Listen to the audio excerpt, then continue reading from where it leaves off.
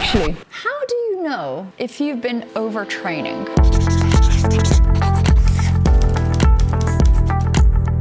Overtraining. First of all, what does that even mean? Does it mean that you've exercised too much? Possibly, but it could also mean that you've exercised too much of one thing. Overtraining just means that you've been overdoing it in some way or another, and that your body is tipping over from healthy to the other side. Overtraining might mean that you're a little bit overtired, that you're getting injured, or that you're not quite feeling like yourself, or that you're finding it really difficult to train. So how do you know what's the right balance between overtraining and training at your peak? One of the very first sensations you might find is a slightly burning and inflamed sensation overall in your body or in one part of your body. So learning to listen to your body is very important, because you can start noticing whether or not you're overtraining maybe a little bit earlier than if you ignore the signals, and then it's too late and you can become injured. Another really good sign to know if you're overtrained is if you're feeling tired physically, mentally, but sometimes you can always have a bit of a flu-like symptom